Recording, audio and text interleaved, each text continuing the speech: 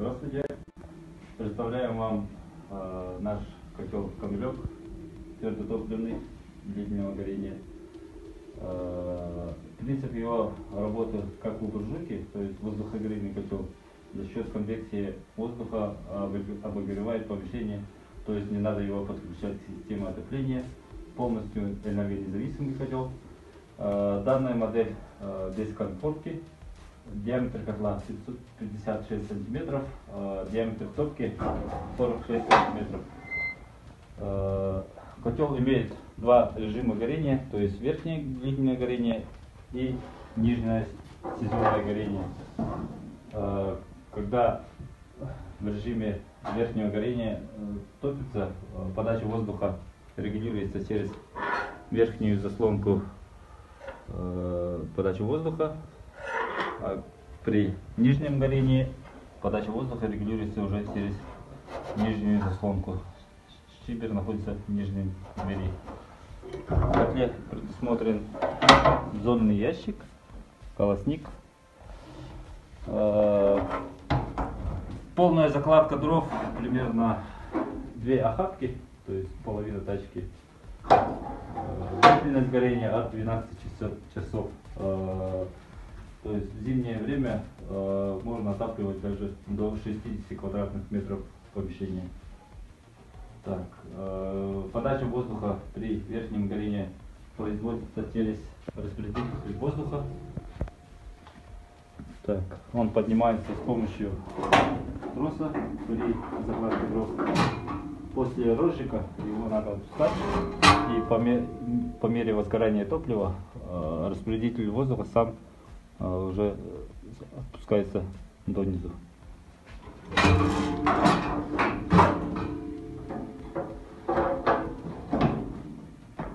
Сейчас продемонстрируем верхнее длительное горение. То есть для этого нужно сначала разложить дрова. Начинается с нижней дверки. Сначала на колосник дрова ложим на колосник, потом уже через верхнюю дверцу закладываем все дрова. Дрова надо закладывать горизонтально. Для этого надо заранее подготовиться, то есть дрова нужны короткие, то есть примерно сантиметров 40-30 сантиметров. Так, закрываем все заслонки, нижнюю не открываем, верхнюю тоже закрываем. Трос должен быть надет на крючок, то есть распределитель воздуха должен быть поднят. Так, мы растопили котел. Для верхнего горения котел растапливается сверху. То есть когда мы разожгли дрова и ждем, пока дрова полностью не загорятся, то есть верхний слой. Для этого мы немножко приоткрываем верхнюю дверцу. Все заслонки должны быть закрыты.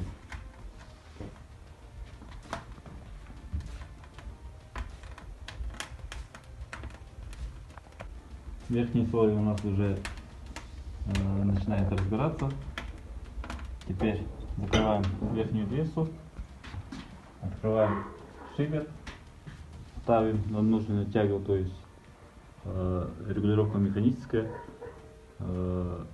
При начальном розжиге нужно немножко его приоткрыть, чтобы воздух более-менее больше поступал. Потом, когда уже в доме дом уже растопится, его можно уменьшить и поставить на минимальную. Тогда уже котел перейдет в режим тления и начнется уже длительное горение.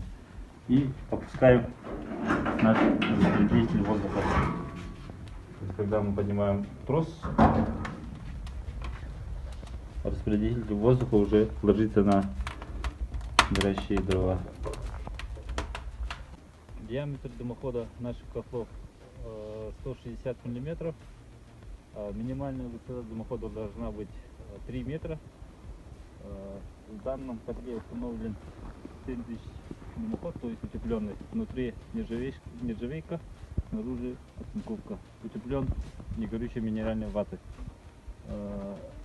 Устанавливается очень просто, то есть снизу нужен опорный кронштейн, сверху уже удерживающий хомут. Если высота здания больше уже 3 метров, то нужно уже дополнительно удлинять дымоход. Снизу должен быть предусмотрен конденсатор-сборник, то есть в режиме тления возможно образование конденсата в дымоходе, поэтому обязательно нужен конденсатор-сборник. Сверху ни в коем случае нельзя ставить грибки, диффузоры, дефлекторы, то есть дымоход сверху должен быть полностью открыт.